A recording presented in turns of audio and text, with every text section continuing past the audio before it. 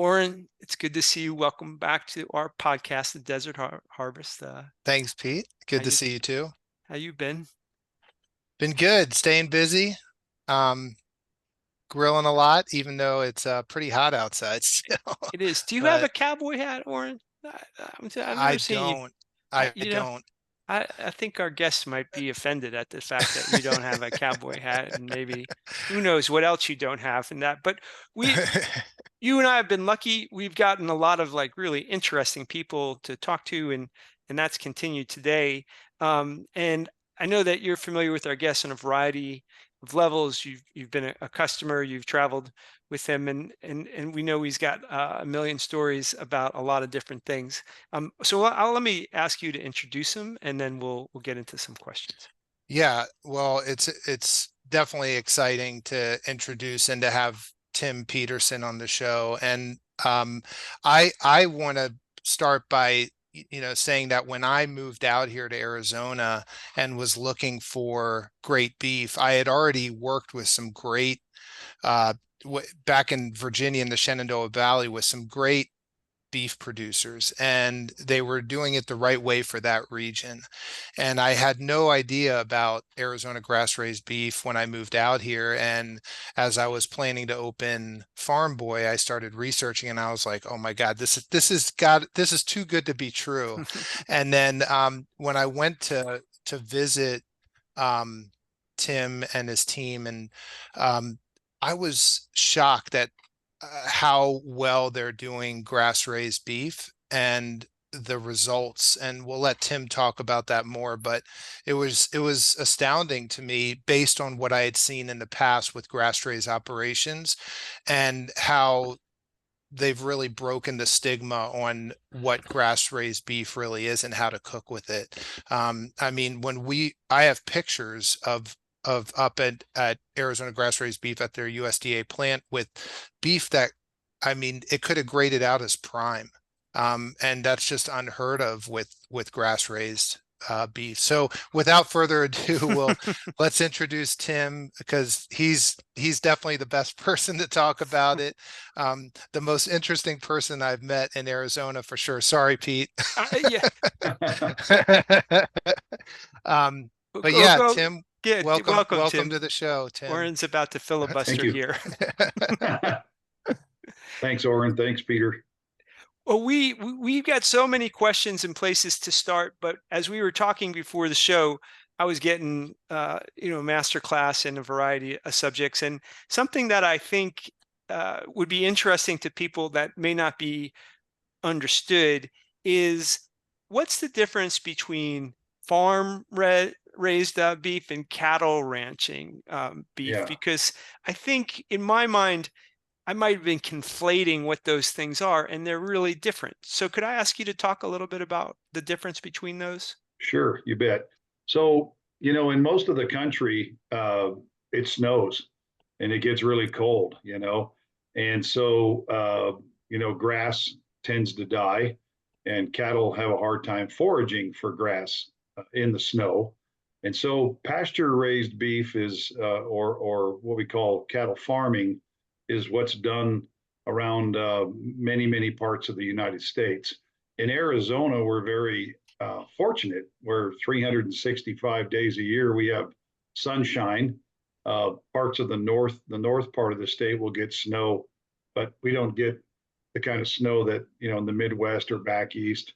So our cattle are basically we're cattle ranchers. We run cattle on hundreds of thousands of acres here in Arizona, and those cattle forage on native grasses. There's people would be surprised at the amount of native grasses that actually grow in Arizona.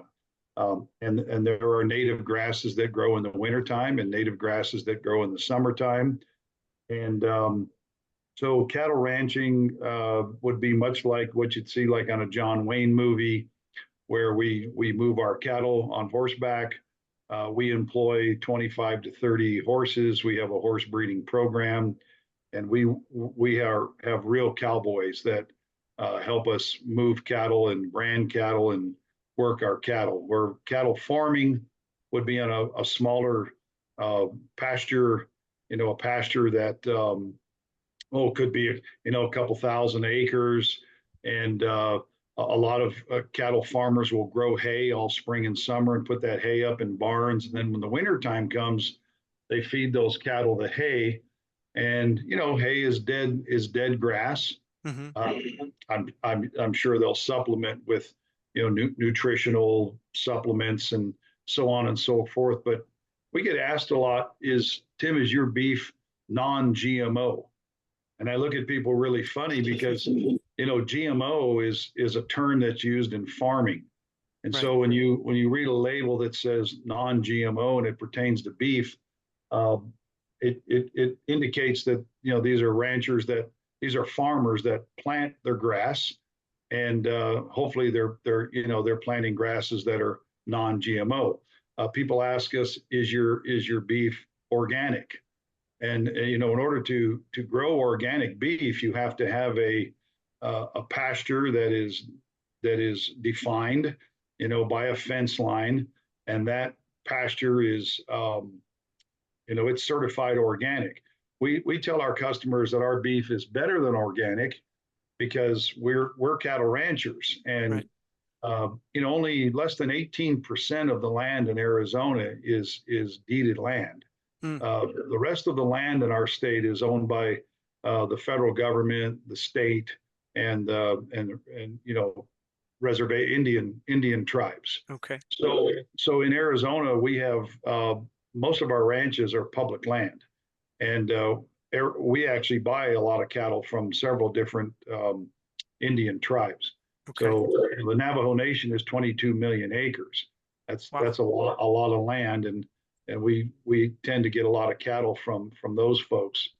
But we tell people our cattle are better than organic because our cattle roam freely on hundreds of thousands of acres. They eat native grasses, and the rain and the sunshine and natural springs and seeps and creeks and rivers uh, water them. Uh, they're able to freely roam over thousands and thousands and thousands and thousands of acres. So, what's more organic than, the good Lord shining sundown on Yeah. wide open ranch land? And if I was ever to take seed and fly over my ranch with a bunch of seed and spread it, I'd get thrown in jail because it's prohibited on state and Yeah. federal. So So yeah, I mean so these are pristinely grown animals in the most natural environment as God intended, as you said. yeah, Um, and so the profile of the beef from a nutrition perspective, I'm sure represents the highest nutritional content because this is the healthiest animal. mhm, Um, and so, Oren, I'm curious, maybe you guys could talk for a second a little bit about the flavor profile then, because what we're talking about represents surely the healthiest option in the marketplace for beef. But if people are unfamiliar with the distinctions, the flavor distinctions between the two, could you guys talk a little bit about how they might taste different? Yeah, and Tim, I think I learned a lot from you and just seeing the cattle, uh, out on pasture, out on grassland, and then also in your plant at your processing facility. Um, you talked a lot about intramuscular fat, and the, the folks out there who are grilling or smoking meats or whatever they're doing with it. I mean, marbling is why they might be going after prime beef, right, from a local sure. butcher here. Mhm. Um, so maybe you can let us talk a little bit about that intramuscular fat, how these animals are getting exercise and where they're really walking. I mean, I've seen where they walk, and Mhm. it's pretty incredible Yeah. what they're climbing, but maybe you could talk about that, and we could also address kind of that stigma around cooking with grass-raised beef and how your beef is different than what maybe people experienced from Yeah. like Uruguay or South America, where it's a different product. Right. Well, our cattle first of all, let me say that chronological age is what equals flavor. Okay. Many parts of Europe, uh, they can't grow enough of a commodity to feed cattle. They don't have the real estate to build feedlots. So one of the best and most expensive steaks you'll buy in many parts of Europe is a grass-fed, grass-finished cow that's maybe 10, 11, 12 years old chronologically, okay? Because now that's a pretty robust, beefy flavored animal right there. But as a cow gets older, they also get a little tougher. So what I learned in the early days of building this company is I was fortunate to have a second generation meat cutter from Italy and another second generation meat cutter from New Zealand.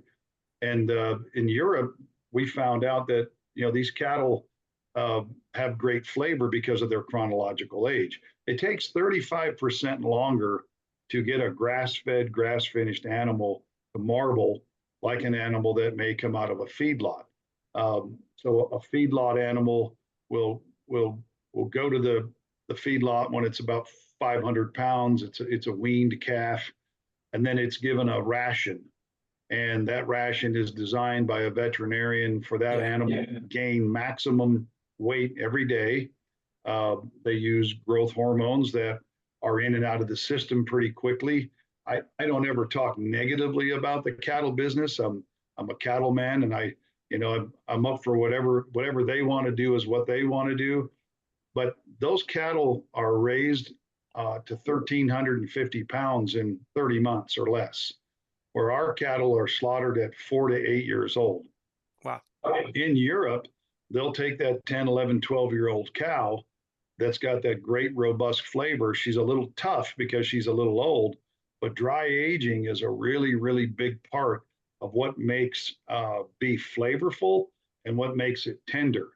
So I didn't want to kill cows that were that old. That I don't think Americans would be ready for that robust of a beef flavor, because it's a very strong beef flavor. But they'll dry age those animals in Europe in around salt and down in the earth, and they'll dry age them for 50, 55 days. And it's just a wonderful, tender, very robust, tasting beef.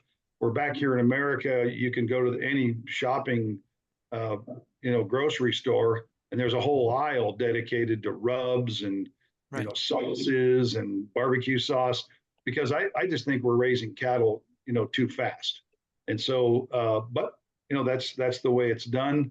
So we wanted to have a model that was kind of in between. So our cattle are 4 to 8 years old, and they're fat cows. They've got to weigh on the rail about 52% of their live weight, and the USDA does not grade grass-fed beef. So we do our own grading. We have a USDA inspector, but we have butchers that have decades of experience, and we grade our own grass-fed beef. Then what we do with our middle meats, which would be your rib roast and your top sirloin and your New York strip, we actually have our own dry aging cooler, and it's got perfect humidity and perfect airflow and perfect temperature. So our animals are 4 to 8 years old. We feel like we know we get a better flavor profile because those animals do have intramuscular fat in them or marbling. You just don't get marbling out of a grass-fed animal that's only a year or two old or 2 years old. Right.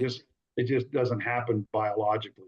So you might get a little bit more tenderness out of a younger animal, but you're just not going to get the flavor. So the one thing most customers tell me is, hey, that actually tastes like beef. They really like the flavor of our beef, So the dry aging gives it different flavor intensities, different notes of flavor, and then of course we get the tenderness that we lose from having a little bit older animal.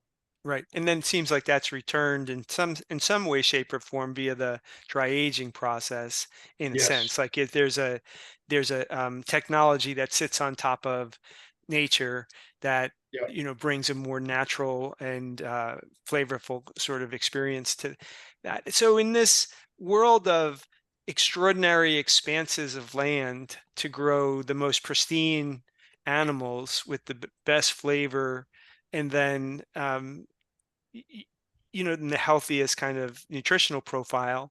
Some people would ask the question, well, can we do that at a scale in which we can meet the needs of consumers, or does this become a specialty product that's available only, in that manner? Could you talk a little bit about, Mhm. the people who are running hormones through a cow to produce something quickly and all that is surely looking to drive costs down. I mean, there's Yes. the intent is to get a profit motive drives that technological process, as opposed Mhm. to this, which has other ethics involved in terms of, relationship to the land, relationship to the animal. There's many other Mhm. things in play here, but I'm curious about the question of scale. Like, how might you talk about that?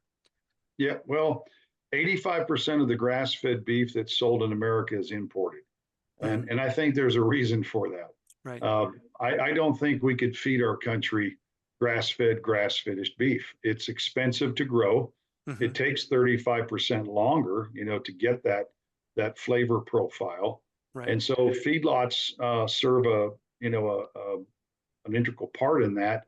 They are building feedlots, and people are building feedlots, and they are feeding cattle pellets that are made from grass, uh, but or silage or haylage, But the bottom line is yeah, scale wise, it's kind of a niche, and I Right. don't know that you'll ever see our country go completely to grass fed, grass finished. Hmm. It's growing at a pretty fast rate, but I'm pretty sure that's why there's all of the importing. Uh, Yes.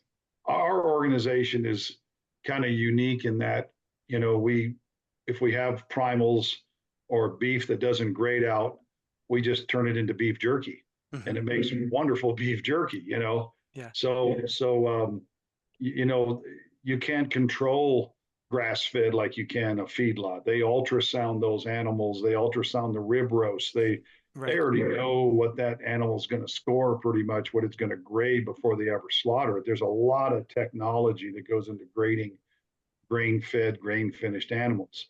And it's probably a good thing because it's a big world out there and we've got a lot of people to feed. Yeah. So I don't know that you could ever really scale grass fed anywhere near what the commodities beef market is.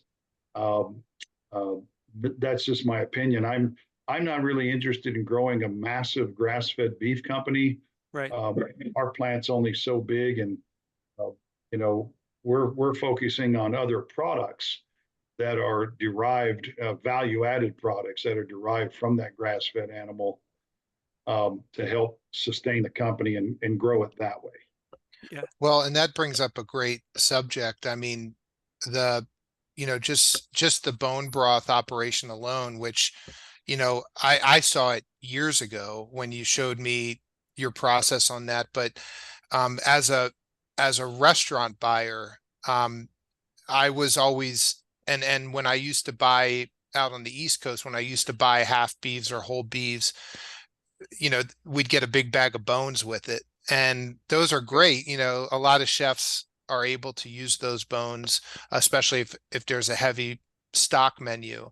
But I remember working with you all, and I was like, where are the bones? He said, no, we need the bones. So um, you know, we know bone broth has great health implications, but how about just the business model of it, and how you all got into it, and is that something that's sustaining itself right now? Is it still a pretty robust part of your business, Tim?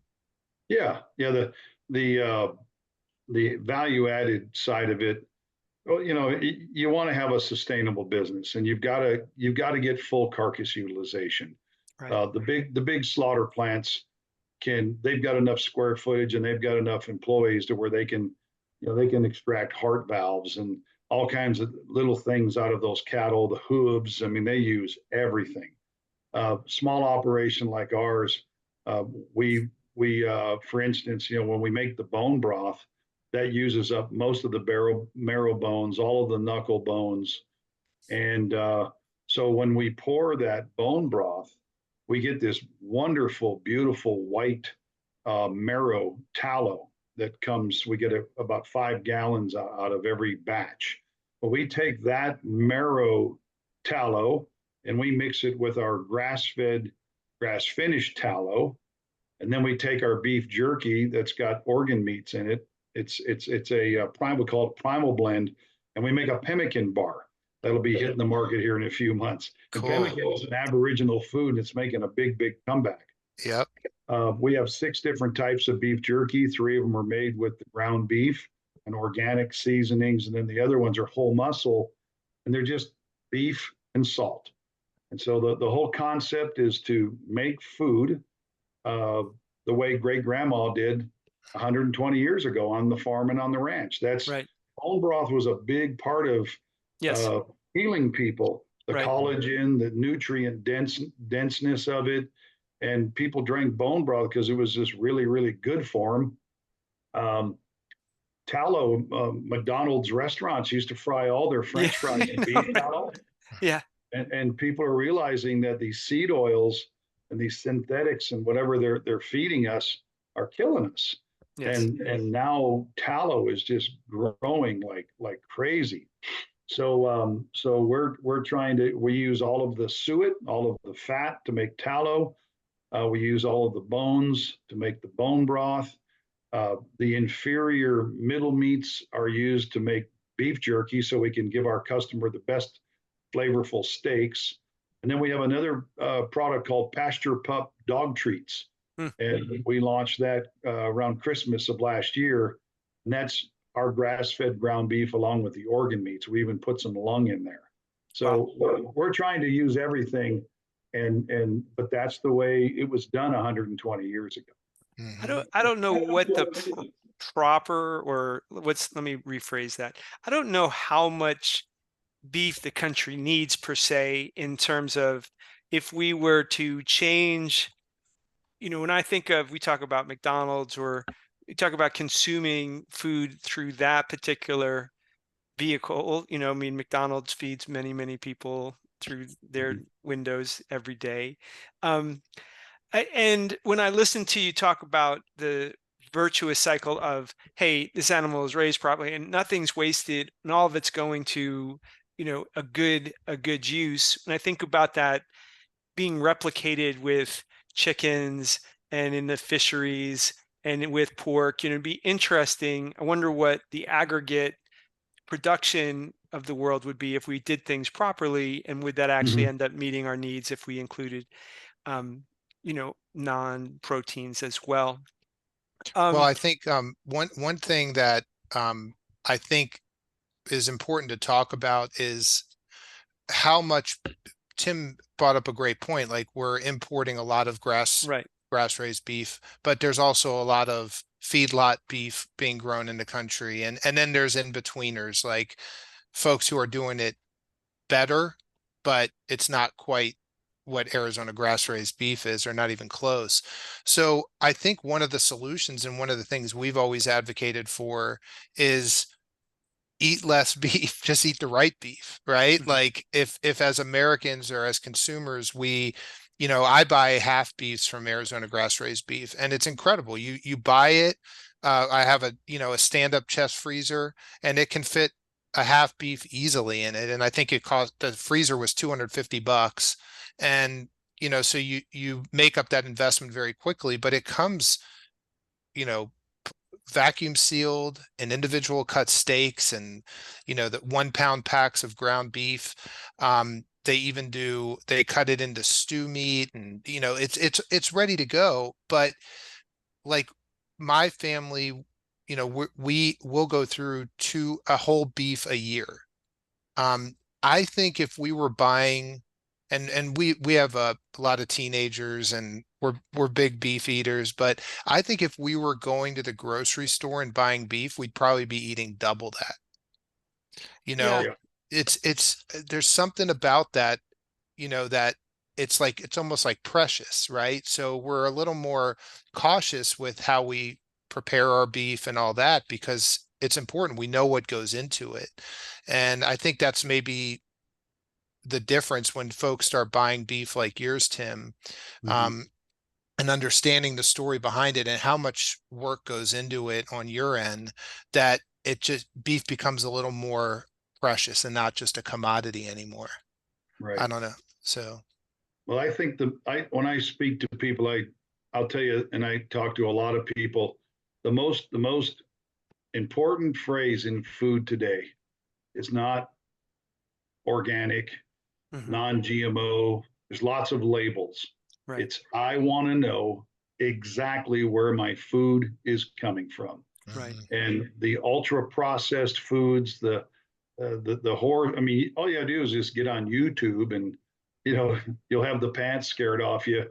But people want to know exactly where their food is coming from. When you get on our website, my phone number is there, my cell phone number is there. We encourage people to text me. They do call. A lot of them call just to thank us for doing what we're doing, but we want to be your rancher. We know you want to know where your food's coming from, Right. and we want to be there to tell that story. So it's a different model. And Yeah, I'm not an agricultural history expert by any stretch, and so I don't want to claim like any expertise I don't have. But it seems like from starting with World War II and the decommissioning of munitions and those phosphorus, the MPK, whatever the right terms are, that ended up feeding the soil with um, amendments, that in many areas of agriculture was this sort of building up this farming system that looked like a factory. And when you say, like, I want to know exactly where my beef comes from, I think it only strikes the modern ear as unusual because we've been separated from where our food comes from when we used to be close by. right. When agriculture was more local by definition, I mean, there wasn't Mhm. these long distribution lines. You knew, I think, your relationship to the growers was just so much closer. And I think the health crisis in the country is accelerating what you're describing, because Absolutely. some people hear that as sort of an affectation, like, oh, that they want something special because it's special, as opposed to, if I don't know where it's coming from, then there are problems with that. How many, strands of DNA do we find in a hamburger in most restaurants? I mean, the number of animals that went into that particular hamburger is it's is a huge number. Or milk, how Thousands. many? Yeah, Yep. thousands, right? And Mhm. I think we're understanding what we've done to ourselves in that way. And as you return us, and you among other people doing what you're doing, um, I know that the country will be healthier. When it comes to distribution and connecting directly with people, how have you seen the business shift from having wholesale relationships with, or maybe that's not the right term, but with restaurants, and then connecting directly with people? I mean, you're willing to receive phone calls and text right off Yeah. your website. Yeah. That is different Mhm. than most people selling anything, never Yeah. mind food. So how has that changed over the years? In the beginning, we really sold more.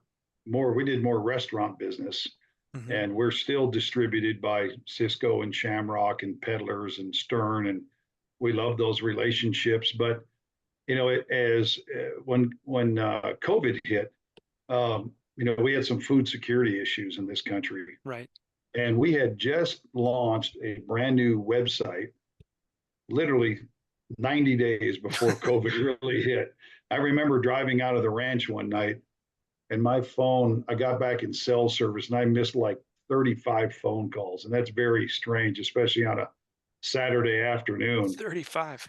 And it was my phone was blowing up because our website was going ballistic, Oh, yeah, right. because people just they couldn't, they were panicking, they couldn't buy beef in the grocery stores. Well, to make a long story longer, we were 9 months behind during COVID.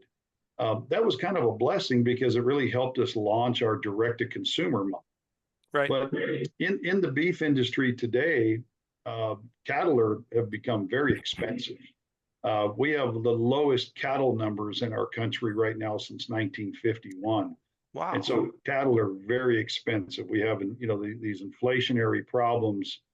And so as a business owner, I have to take a look at where my margins are.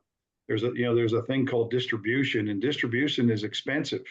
Right. We used to be in all the natural grocer stores all over Arizona. Our delivery truck was running 350 miles a day, 6 days a week, just to service a dozen natural grocery stores. Wow. That's very expensive. Fuel, diesel fuel went to $5 a gallon. Labor's gone up, tires have gone up, oil changes have gone up. And so we don't want to be in the distribution business. And the big distributors, they're profit driven, and restaurants only want to pay so much. Now we have some great restaurant owners that buy our beef because they want to know exactly where their food's coming from. Right. They're customers, and they use our story to their advantage. Yes. But the direct to consumer, honestly, is where the growth is, and it's where the best margins are for our business. And we do a lot of marketing on social media, and we don't really chase a lot of restaurant business. We like working direct with the consumer and communicating with the consumer, and frankly, it's kind of more of a mission to be able to work directly with consumers and feed them healthy products, the healthy products that we make, and it seems to be a little more, satisfying to do it that way.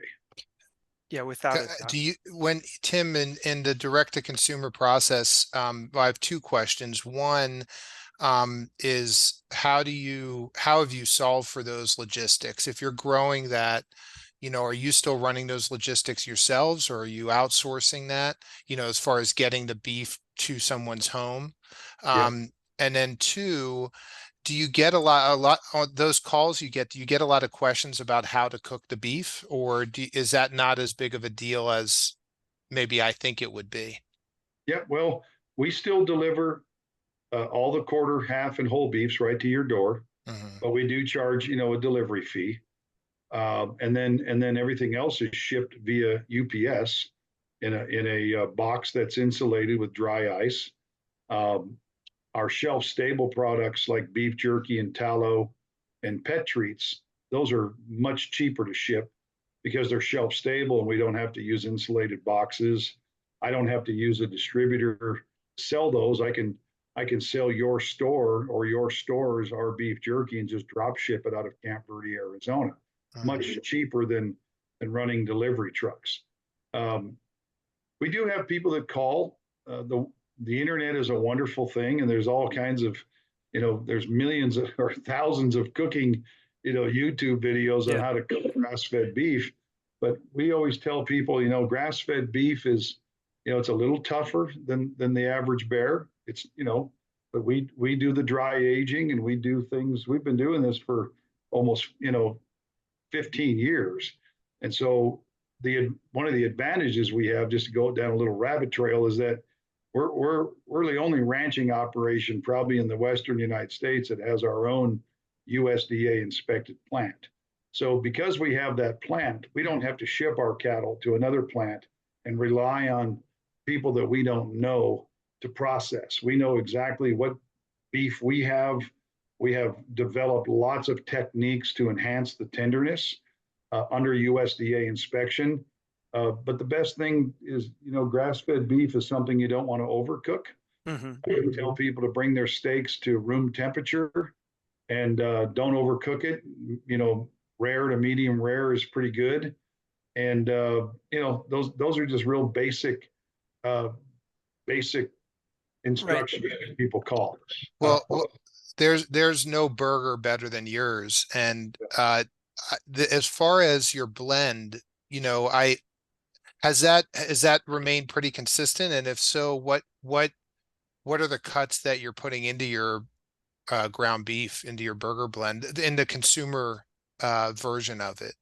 Yeah, well, we want to have a lot of fat because that's where the flavor comes from, and we'll double grind that burger, and then about 10 to 15% of our burger is brisket, and the rest of it is boneless trim that just comes from the rest of the animal. most of the rounds, which are the tougher parts, they go into stew and fajita meat. Mhm. And we do put a little bit of eye of round in the burger, but we try to use the more tender cuts. But we do add brisket to give it some flavor and give it more fat. So we're constantly measuring the lean to fat ratio on our ground beef to stay in compliance with our label, but also to make sure that we've got plenty of fat because that's where the flavor comes from. And again, the beef, the boneless trim is actually wet aged for about a week before it goes into the grinder. So that captures all the purge. It helps with breaking down, help with tenderness, and I believe it gives it a little kick, a little flavor profile kick. So Well, I can attest to that. And Tim, you speak so like very calmly. You've obviously told this story about your beef many times, but I was floored when you told me that there's brisket, and I didn't want to say it because I wanted to make sure you're right. still doing it in the Mhm. direct to consumer ground beef, but that's like unheard of, right? Because in this day and age, I mean, briskets are a hot commodity. I mean, every Mhm. barbecue enthusiast wants briskets, right? Brisket, brisket, Yeah, brisket. And your briskets are amazing. yeah, But the fact that you have that in your ground beef to me is something special that, in a lot of restaurants that I've operated but also have gone to, they'll specifically say we've got brisket in our ground beef mix because it's such a unique item and it adds so much incredible flavor to that burger. And right. I would just suggest, I mean, I think anyone should order, at least a quarter, a half. I go in, if I'm going to do a whole, I'll go in with my neighbor and we'll just split it up. But the if you really just want to get into cooking with raised beef, start with a box of burger of the ground beef. I've been on your website recently and I know you have that available. Hmm. And then I think you also do like the Italian sausage and the Yep. chorizo. So really some great options. And we actually, when we buy a half beef, we run through the ground beef way quicker than the steaks. Like we're always waiting to order till I can finish grilling all the steaks, but that ground beef is just off the charts amazing. Thank I you. think we're really lucky in Arizona. Like I said, I've been buying uh beef directly from farmers as a restaurateur for a long time, meaning farmers on the East Coast in the Shenandoah Valley, and everything from belted Galloways to grass-raised Angus, all those things, all done really well for their environment. I'm going to say that if you live in Arizona and you're not buying Arizona grass-raised beef, you're really missing out on a huge opportunity. Probably uh, for its kind of beef, from my perspective, it's the best you can get. And we're just lucky that we happen to live in the state where you're growing it, or you Yeah. happen to be growing it here. So, with that, I would say there's nothing to be scared of with this beef. There's nothing to be worried about with regards to cooking it. It's really easy to work with and it's a slam dunk. It's always going to be great. The steaks and everything are phenomenal. Um, well, Tim, I did have a question getting back to the agricultural side of this and the ranching side of it. I think when you drive up from Phoenix towards Flagstaff, you guys are right in your home base is Camp Verde, right? Yeah, yeah, that's our But headquarters. then when I see those cattle around Sedona, Cottonwood, and then even heading towards Prescott, is that are we seeing your cattle in that mix there that's roaming the countryside? Yeah, yeah, we have a ranch in Sedona, small ranch up there.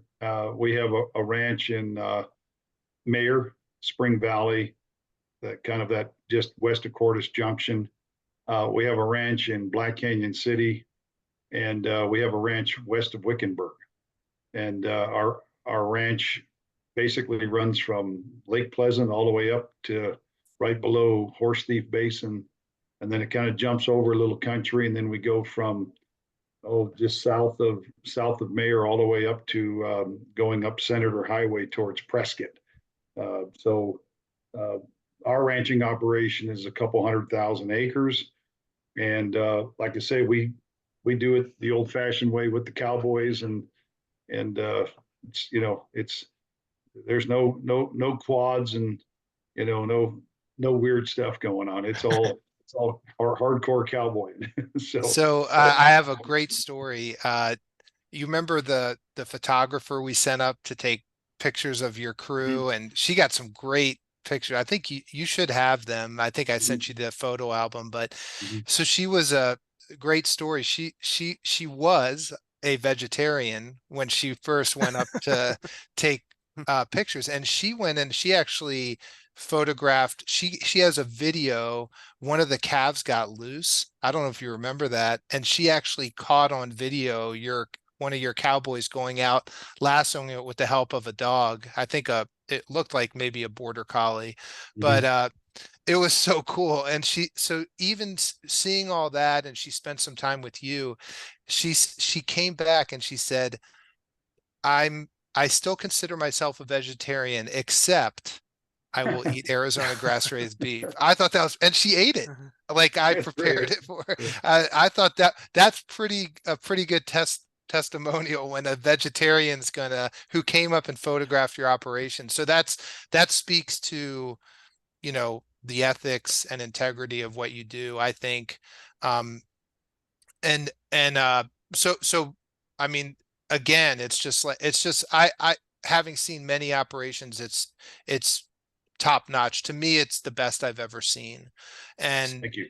yeah, so we're very proud that you're here in Arizona, and we do. I actually frequent at least one restaurant that features your beef, and I spoke with the owners of that restaurant a few weeks ago when I was there, Arizona Wilderness in Gilbert, and they just could not say enough about how much they've appreciated the relationship with you. And but I want to go back to one more question, Pete, if we still have a little bit of time, Okay. is so watering, like, Mm. water is obviously you're doing a grazing operation. How are you getting water to your animals? Do you have water stations, or what's the Mhm. process there? Well, there's a couple of methods. One is just a good old pond.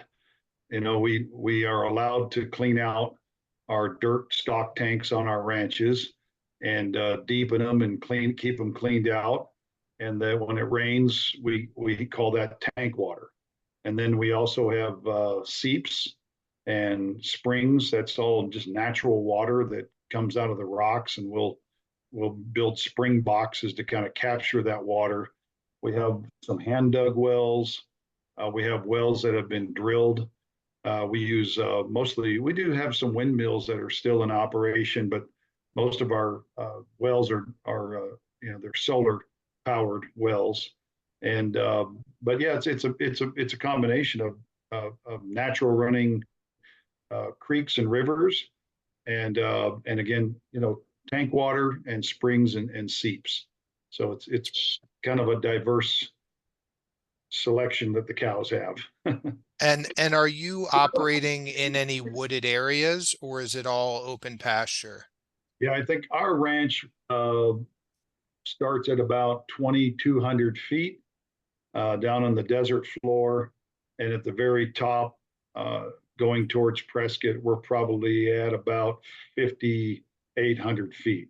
So we do go up into the pine trees, and that helps us with moving the cattle in different times of the year. When it's hot and when it's cold, we try to keep them down in the lower country. They do get a diverse selection of different grama grasses and love grasses, and there's fillery and a lot of different grasses that grow at different elevations. But they're also basically with the style of ranching that you do, they're giving back to the soil as well and to the ecosystem. I mean, they're Yeah, evenly dispersing their manure. and Uh, don't ever let yeah, anybody tell you that cow farts are killing us, because it's the furthest thing from the truth. right. Ruminant animals have been roaming this earth for thousands of years. The millions of buffaloes roamed the Midwest, and they sure as heck didn't kill us all. So You bet. Their hooves are pounding seed back into the ground. They're you know pooing on the ground, which is great fertilizer. They're eating grasses, which old grass and new grass, which allows for new grass to come up. Cattle are very carbon neutral, and they I don't even want to open that box Yeah. when I hear people talking about cow farts and how that's causing global warming. It's the most insane thing I've ever heard. You go sleep in your garage with your car running, the door shut. And I'll sleep in my garage with a couple cows in there with the door shut. We'll see who walks out in the Well, So yeah, but that's important, I think, to understand is it's not, we talk about the virtuous cycle a lot on this podcast. And in this case, not only is it a better product for us, when we eat your beef or tallow or whatever it is, it's a definitely better for us as the consumer. But we're also, when we buy your beef, we're giving back to the ecology, because we're morning. supporting a more ecologically friendly method Mm-hmm. of ranching. And Mm-hmm. also, from what I've learned, herbivores are critical to forest management as well, to good forest management. Yeah. And so without the herbivore going through our woods, it could potentially cause more forest fires. And they're eating away a lot of that underbrush and Mm-hmm. trampling it down. So there's so many benefits. It really, I think, Pete, when we talk about the virtuous cycle, it doesn't get any closer than yeah, I Arizona mean, grass-raised beef. I totally agree. I mean, it's sort of, I mean, of all the things that we talk about, it sits, and there's something about the size of the animal that almost makes it right in front of you.